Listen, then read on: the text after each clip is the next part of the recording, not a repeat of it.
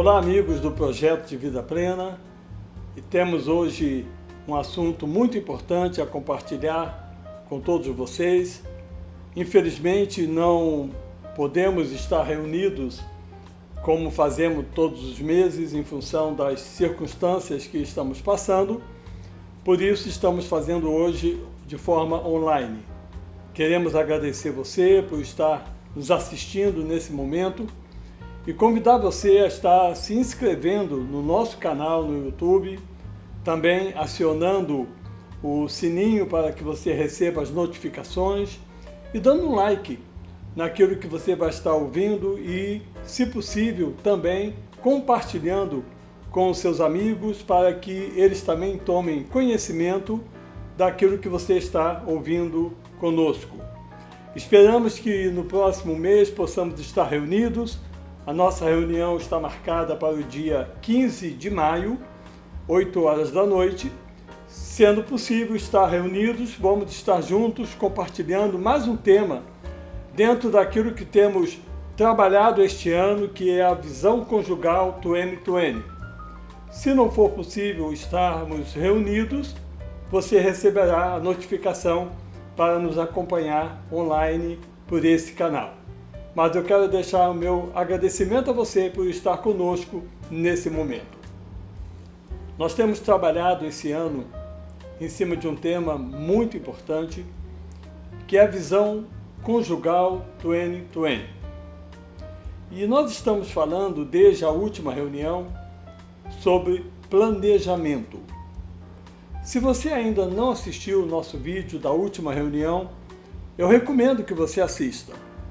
Falamos sobre planejamento abordando a área financeira, onde tem sido o recurso para ajudar muitos casais no equilíbrio do seu relacionamento, para que aquilo que nós buscamos dentro do nosso relacionamento conjugal não seja simplesmente um sonho, mas uma realidade. E para que você alcance isso, é preciso que você trabalhe dentro de um planejamento. Dando sequência a esse assunto, planejamento, nós queremos abordar hoje de uma forma mais ampla a questão planejamento, não mais na área financeira, mas sim na forma como vivemos no nosso dia a dia. E eu posso dizer que alguns fatores, eles interferem no nosso planejamento. Alguns fatores interferem no nosso planejamento. Na realidade, nós vamos observar que o ser humano trabalha muito em cima da sua individualidade. Essa é uma maneira, na nossa natureza humana, da pessoa estar trabalhando, voltando a sua atenção para si mesmo. Aliás, a natureza humana tem algumas características que nos chamam a atenção, como, por exemplo, egoísmo, a competição, a maneira do ganho próprio em primeiro lugar. Isso são características do ser humano. No egoísmo, ele está preocupado com aquilo que ele possa receber. E muitas vezes até isso é mal interpretado quando a pessoa pensa que ela precisa dar para então poder receber. Isso não traz o resultado que a pessoa busca e isso frustra muitos relacionamentos. E eu posso até dizer que isso é causa de infelicidade na vida de muitas pessoas. Porque, na realidade, quando você dá pensando em receber, você aumenta uma expectativa e essa expectativa pode não ser alcançada. Quando você faz algo, quando você doa, quando você dá, quando você é generoso e não espera receber, você é beneficiado por aquilo que você faz. E, na realidade, isso gera na pessoa um bem-estar. Quando a pessoa faz quando ela doa, quando ela se emprega em bem de outros, ela gera hormônios de bem-estar. E um deles, que eu tenho mencionado com bastante frequência, é a ocitocina, que é produzida no nosso organismo à medida que nós nos damos naquilo que fazemos. É uma forma de estarmos sendo recompensados com aquilo que nós estamos oferecendo aos outros. Não propriamente aquilo que o outro possa fazer por nós dentro daquilo que nós fazemos. Aí nós vamos trabalhar fugindo dessa linha do egoísmo. Na competição, sempre há aquele que busca trabalhar sendo o vencedor. Ou seja, toda competição busca um vencedor. No individualismo, dentro de uma relação conjugal, isso torna-se extremamente perigoso. Porque é preciso que entendamos que esse é um fator prejudicial que interfere no relacionamento conjugal. Quando falamos de ganho próprio em primeiro lugar, a pessoa está objetivando o que ela vai ter, o que ela vai alcançar, ela está pensando no resultado que ela vai ter, independente se aquilo vai ser exclusivamente seu ou vai ser compartilhado com outras pessoas. E quando nós falamos de casamento, falamos de planejamento, é preciso que entendamos que casamento é uma sociedade. Casamento é uma sociedade. Quando eu falo de sociedade, pense numa organização de uma empresa com 2 sócios, onde cada um dos sócios tem 50% dessas ações. Isso é o que representa essa companhia, o que representa essa sociedade dentro do casamento. Quando o casal busca o relacionamento conjugal, isso nós chamamos de uma sociedade. Sociedade essa que precisa ter a participação de ambos com percentuais iguais nessa sociedade. Tanto ele quanto ela. À medida que a família vai sendo constituída, o que acontece? Vêm os filhos, e quando os filhos surgem, eles fazem parte dessa sociedade. No primeiro momento, quando os filhos ainda pequenos, eles apenas têm privilégios. Mas à medida que eles crescem, além de privilégios, eles passam a ter responsabilidade. Então, os filhos, dentro dessa sociedade, eles terão privilégios e responsabilidade. Acontece, porém, que mesmo que os filhos cresçam, mesmo que os filhos tenham uma participação maior dentro desse contexto de família, definitivamente eles nunca terão partes iguais aos seus pais. Por quê? Porque os pais sempre serão, dentro dessa sociedade, os sócios majoritários, para que a posição de pai e mãe seja reconhecida dentro de uma hierarquia familiar e os filhos sejam submissos àquilo que dentro dessa família está sendo estabelecido. Isso faz parte do planejamento. Quando trabalha-se de forma individual, ou seja, tanto o pai como a mãe, como os filhos, eles na realidade estão dentro de um mesmo ambiente, mas cada um vivendo a sua vida segundo aquilo que pensa, aquilo que deseja, aquilo que tem como objetivo. Individualismo prejudica o planejamento conjugal. Outro aspecto que interfere na questão do planejamento conjugal é o que eu digo modelo de casamento dos pais. Ou, em outra linguagem, a falta de exemplo dos pais. Modelo de casamento. Quando eu falo de modelo de casamento, eu vou dizer que existe aquele modelo em que ele prevalece, ou seja, é um pai autoritário, é um pai controlador, é um pai que tem a sua posição de predominância no relacionamento. Depois vem os filhos, e muitas vezes, por fim, é que vem a esposa. Esse é o modelo que não é saudável. Ou mesmo também o modelo em que ela prevalece, a mãe prevalece, a mãe é autoritária, a mãe é controladora e ela coloca os filhos logo a seguir e, por fim, o marido. Em muitos conflitos que eu posso presenciar, eu vejo essa forma de relacionamento muito ativa.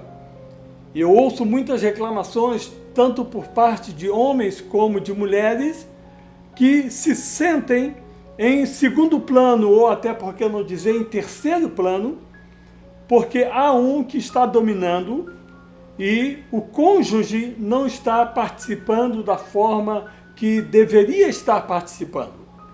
Isso é prejudicial.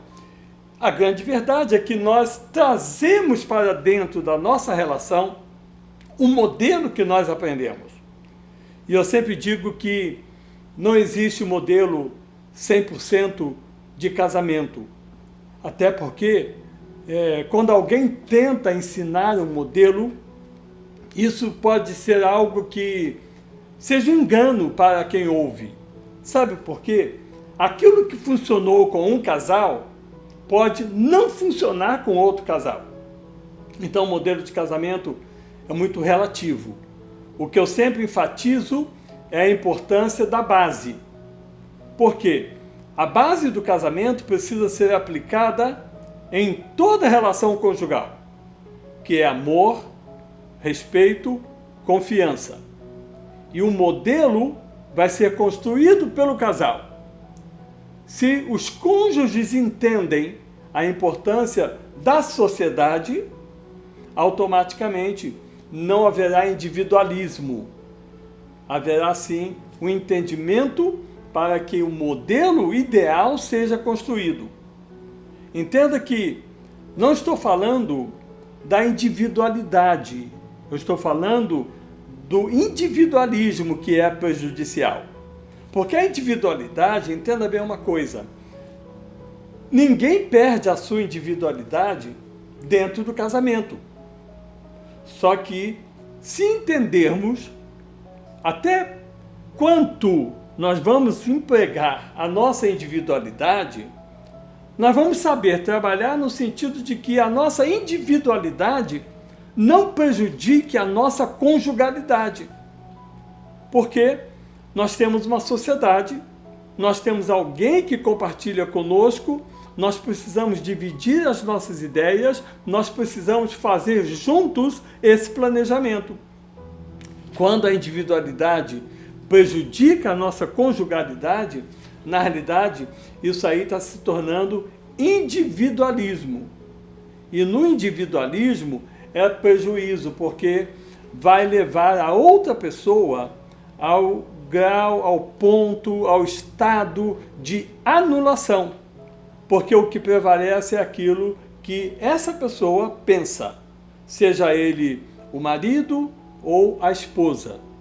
Porque isso depende muito do relacionamento. Em alguns casos, eu vou encontrar maridos que predominam, em outros casos, eu vou encontrar a esposa que predomina. E isso precisa ser entendido e trabalhado pelo casal.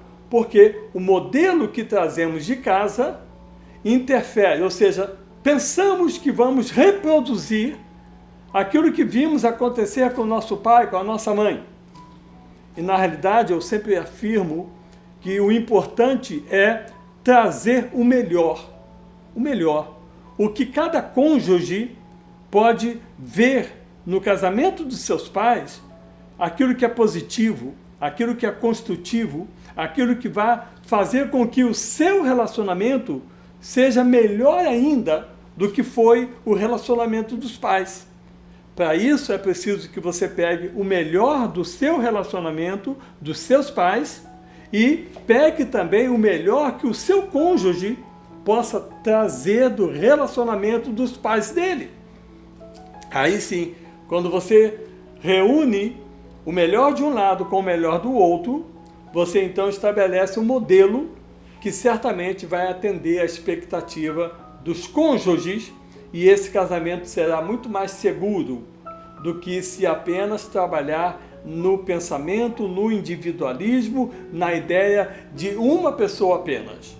Então entenda bem uma coisa, mais um fator que pode interferir no seu planejamento, além da questão do individualismo, a questão do modelo que trazemos dos nossos pais. Outro fator que interfere no planejamento. Gostaria que você pensasse nisso. Por quê? Todas as pessoas entram numa relação com expectativas. A grande verdade é que as nossas expectativas, elas sempre são fortes, elas são altas, elas são grandes. Porque idealizamos um casamento e esperamos ter um resultado de acordo com aquilo que nós projetamos. E muitas vezes as nossas expectativas, elas não são cumpridas.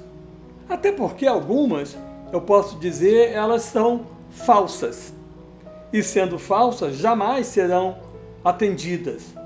E é preciso que tenhamos cuidado com isso. Expectativas irreais também formam parte dos fatores que interferem no planejamento conjugal.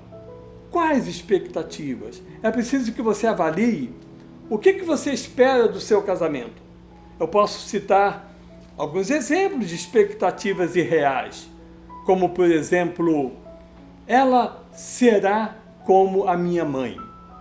Ou seja, as coisas que você espera que ela faça, e é muito frequente ouvir isso no sentido do proceder em casa, da maneira como lida com as coisas, até mesmo no preparo de comida, na arrumação, no lidar com os filhos. É muito frequente esperar que aconteça da forma como aconteceu na sua casa de origem. E entenda, você está casando com outra pessoa e nunca a sua esposa será como a sua mãe. Nunca o seu marido será como o seu pai.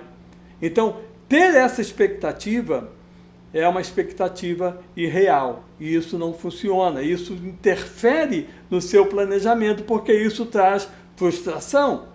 Outra expectativa que eu poderia dizer que também é irreal é quando a pessoa pensa que o nosso relacionamento sexual será sempre romântico e cheio de prazer.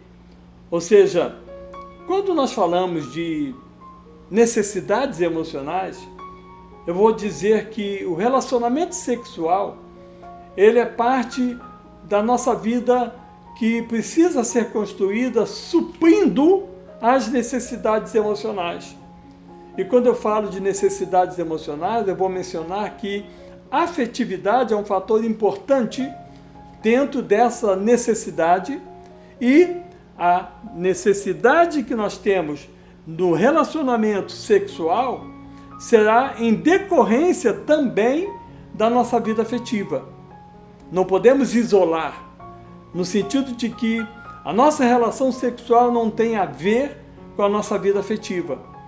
Aí o que acontece? Pode surgir uma situação em que a pessoa se sinta frustrada, porque é como se não houvesse correspondência dentro dessa relação. E eu posso dizer com certeza que, se não trabalharmos a vida afetiva, o relacionamento sexual nem sempre será satisfatório. E isso frustra muitas pessoas e dificulta também a questão do planejamento conjugal que deve ser trabalhado pelos dois. Outra expectativa irreal é que pessoas pensam que ambos vão passar momentos juntos, tendo os mesmos interesses, os mesmos hobbies, as mesmas atividades esportivas. E na realidade isso também é uma expectativa falsa. Por quê? Porque dentro da individualidade de cada um, nem sempre é possível os dois estarem fazendo a mesma coisa. Eu me recordo que quando casei, a minha esposa, ela gosta de natação. E na realidade, natação nunca foi meu forte. Eu só sei nadar um estilo de natação, que é o nado prego. Não sei se você conhece o nado prego. Nado prego é aquele que você joga na água e afunda. Esse é o meu estilo de natação. E ela queria que eu nadasse com ela. E até fiz um esforço bem exagerado, vamos dizer assim. E entrei com ela numa escola de natação. Só que na realidade não era a minha opção, não era a minha prática, não era o que eu queria. Eu gosto de outro tipo de atividade, eu gosto de correr, eu gosto de atividade física. E na época ela também não gostava de fazer isso. E tivemos que conciliar para que essa divergência não criasse um impasse no nosso relacionamento. Porque essa expectativa de que um fará o mesmo que o outro faz, isso é uma expectativa falsa. Isso não é real. E isso frustra quando a pessoa não vê a sua expectativa sendo atingida. Quer ver uma outra expectativa falsa? É quando você entra no relacionamento e você aceita o outro cônjuge, você entende, você acha que ele naquele momento atende a sua expectativa, você vê falhas, você vê alguma coisa que você não concorda, mas você acredita que isso vai ser mudado à medida que o tempo passar. Eu digo, isso é um engano. Porque entenda bem uma coisa, se para conquistar você, ele mostrou falhas, ou ela mostrou falhas, o que você acha que vai acontecer depois que houver a conquista? Aí mesmo que as falhas não serão corrigidas. E aí eu vejo uma situação, infelizmente, com muita frequência, relacionamentos que chegam a um ponto de esgotamento depois de 15, 20, 30 anos de relacionamento. Sabe por quê? No começo, tudo parecia bem, a expectativa é que com o tempo haveria maior aproximação, conhecimento maior, e isso pudesse então fazer com que houvesse mudança. Só que o tempo passou e as mudanças não vieram. E aí chega num ponto que a pessoa diz, eu já não aguento mais, eu já não suporto mais isso, cheguei no meu limite. E muitas vezes eu sou obrigado a dizer a casais que me procuram, pena que vocês procuraram ajuda muito tarde. Quando possível, trabalhamos e conseguimos com que os casais se ajustem. Em algumas situações, ainda bem que poucas, nós vamos encontrar casos perdidos. Por quê? Porque definitivamente a expectativa falhou, porque não houve mudança no comportamento do cônjuge. Expectativa essa que foi colocada lá no começo do relacionamento, acreditando que isso seria possível. Mas na realidade eu digo, se a diferença que existe no relacionamento não for trabalhada por ambos, definitivamente isso é um ponto de perigo que pode levar a uma exaustão no relacionamento conjugal e, por fim, acaba com uma separação. Outro fator que interfere também no planejamento conjugal. Eu vou falar de equilíbrio emocional. Eu sempre gosto de mencionar que quando duas pessoas se unem, se ambas estão trabalhando bem no equilíbrio emocional, Mesmo que o casamento passe pelas fases que todo casamento passa, o equilíbrio emocional de cada cônjuge facilitará o entendimento, de maneira que as fases que vierem durante esse relacionamento, ambos estarão juntos para estarem superando as dificuldades. Se um não estiver bem no seu equilíbrio emocional, isso já dificulta um pouco. Se os dois não estiverem, aí eu digo, dificulta muito mais. Quando eu falo de equilíbrio emocional, eu vou falar de sentimentos básicos, eu vou falar de características negativas, eu vou falar de traumas complexos, sentimentos básicos que todos nós temos: raiva, medo, tristeza, alegria. Ou seja, todo ser humano tem esses 4 sentimentos básicos: raiva, medo, tristeza, alegria. Temos mais outros 2 complexos, que é o sentimento de surpresa e de nojo. Mas esses 3 primeiros que eu mencionei, raiva, tristeza e alegria, eles precisam ser entendidos porque, na realidade, nascemos com esses sentimentos e eles vão interferir no nosso comportamento. Aí você vai entender uma coisa: ficar com raiva não é errado, ter medo não é errado, ter tristeza não é errado. Então qual é o problema? O que gera desequilíbrio emocional? O que gera o desequilíbrio emocional é quando a pessoa não tem controle sobre esses sentimentos. Então se você ficou com raiva, mas você teve controle sobre a sua raiva, você não vai expressar essa raiva e com isso você não vai ferir as pessoas que estão à sua volta, porque você soube ter controle. A raiva te impulsionou, mas você teve controle. Se você teve controle sobre o medo te paralisa. E a única forma de você vencer o medo é quando você enfrenta o medo. Se você não enfrentar o medo, você sempre vai ficar paralisado. A tristeza nos reporta ao passado e muitas vezes aciona a culpa, porque fizemos ou deixamos de fazer alguma coisa e por causa disso tivemos resultado negativo. O que importa é que nós trabalhemos a nossa linha de pensamento e entendamos que nós não somos responsáveis por todos os resultados que acontecem na nossa vida. Bom seria se nós pudéssemos ter o controle sobre tudo. E não temos. E precisamos entender que tristeza em si não é um sinal de depressão. É um sentimento básico que todos nós temos, que não podemos deixar que ele nos domine, que ele nos controle. Porque tristeza não é depressão. Quando eu falo de características negativas, eu vou reportar isso ao nosso temperamento, que infelizmente nós temos características débeis. Nosso temperamento é composto de fortalezas e debilidades.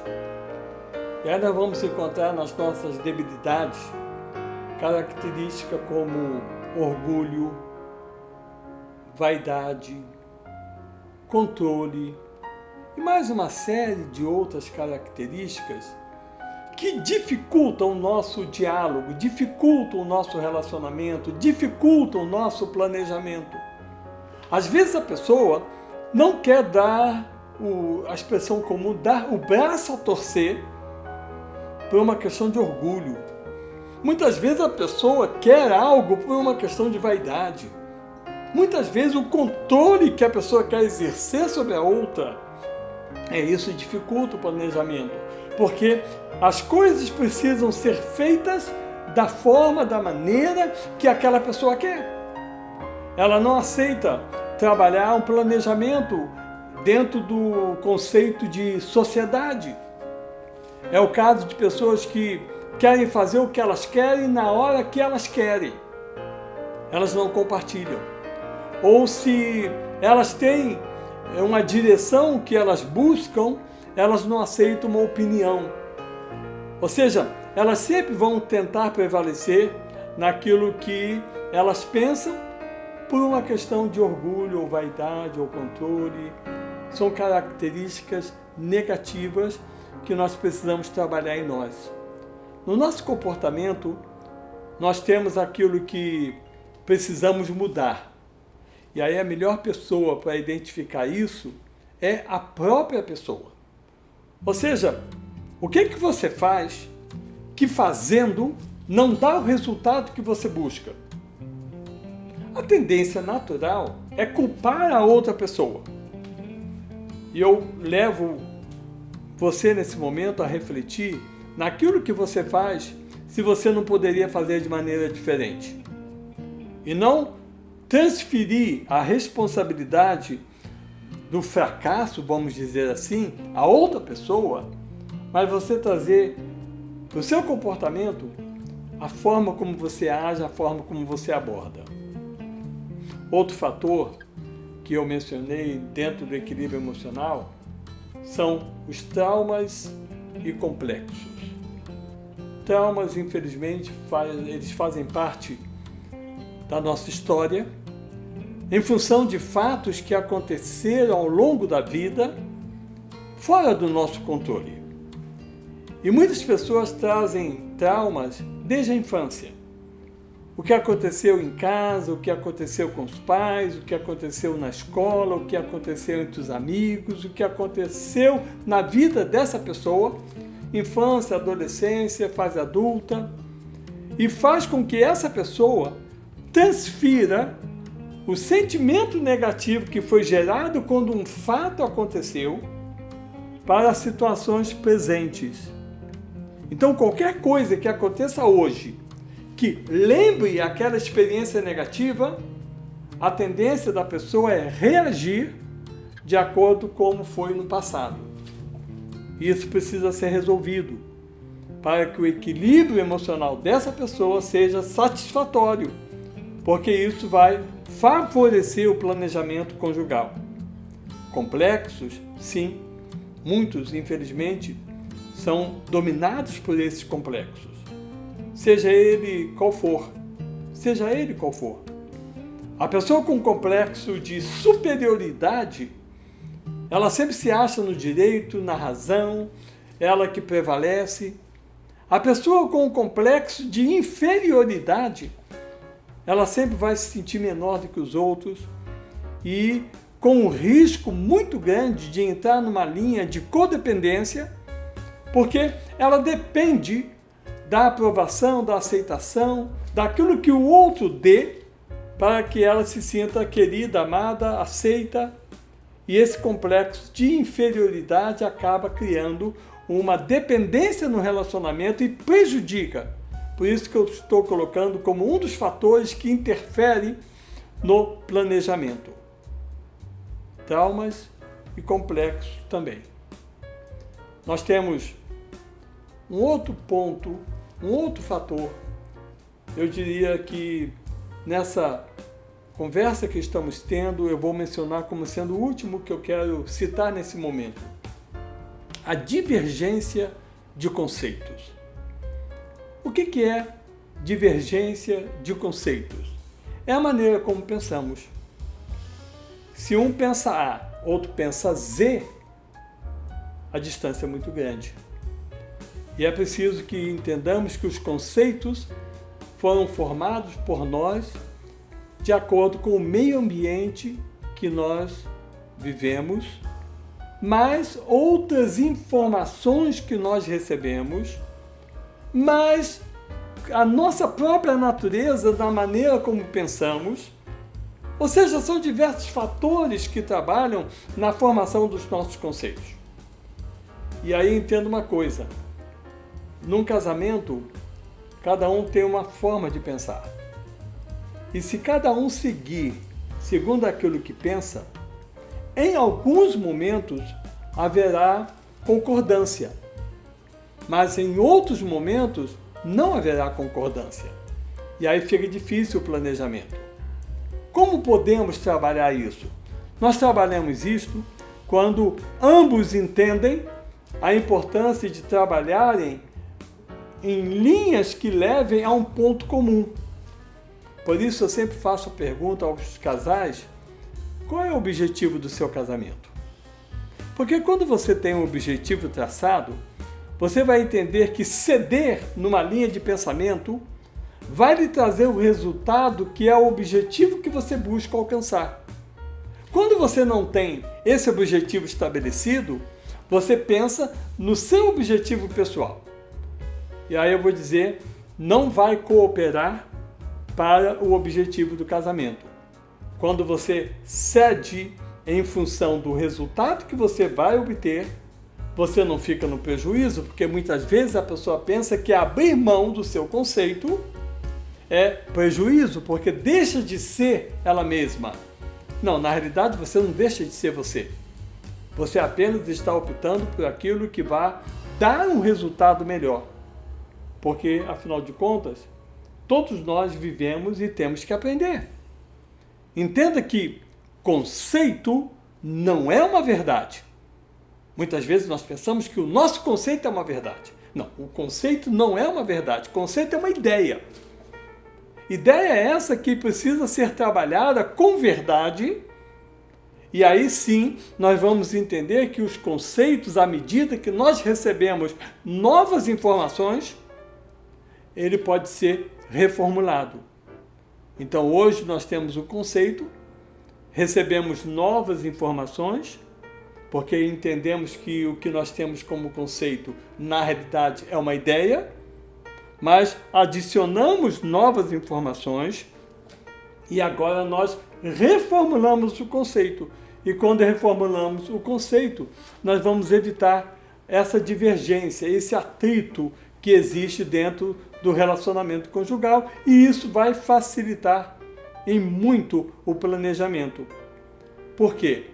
Porque a divergência ela é comum e eu vou dizer, não tem como deixar de existir. A divergência sempre vai acontecer, porque não existem pessoas, ou seja, duas pessoas jamais vão pensar da mesma forma. Quando duas pessoas pensam de maneira diferente, isso é uma divergência. Mas como resolver isso? Quando você pensa, você diverge, até aí o outro não está tomando conhecimento, mas quando você expressa aquilo que você pensa, isso gera o que eu chamo de conflito. Conflito, entenda bem uma coisa, ele não é prejudicial. O conflito ele é benéfico para o crescimento no relacionamento conjugal. Por quê? Um pensa de uma forma, outro pensa de outra. Aí ambos, com o mesmo intuito de alcançar o objetivo, vão trabalhar a harmonia dos pensamentos. E vai haver unidade, porque há uma reformulação de conceitos que ambos estão trabalhando, e aí sim o conflito promove o crescimento dentro desse relacionamento conjugal. Porém, quando o conflito não é bem administrado, ele gera a crise. E é a crise que maltrata, porque a crise fere, a crise dói, a crise muitas das vezes causa a separação, e daí a razão de tantos casais estarem enfrentando dificuldades na vida conjugal, porque na realidade estão em crise no relacionamento. E o objetivo de trabalharmos a visão conjugal Tuene é favorecer o entendimento para que, aplicando isso na vida conjugal, possamos ter um relacionamento com melhor qualidade, um relacionamento mais seguro, um relacionamento onde podemos ver aquele objetivo que temos sendo alcançado. E é por isso que, mês a mês, estamos abordando temas voltados diretamente ao relacionamento conjugal. E queremos que você continue assistindo, participando, e na nossa próxima colocação que faremos, no nosso próximo assunto, esperamos ter você conosco mais uma vez, para que isso promova o alcance do objetivo que você tem na sua vida conjugal. Se você tiver alguma dúvida, alguma pergunta, precisar de algum esclarecimento dentro do tema que estamos abordando, você pode entrar em contato conosco através do e-mail projetodevidaplena@gmail.com. E você enviando para nós a sua pergunta, na nossa próxima reunião estaremos respondendo e tirando a sua dúvida. Muito obrigado pela sua atenção e até o nosso próximo encontro.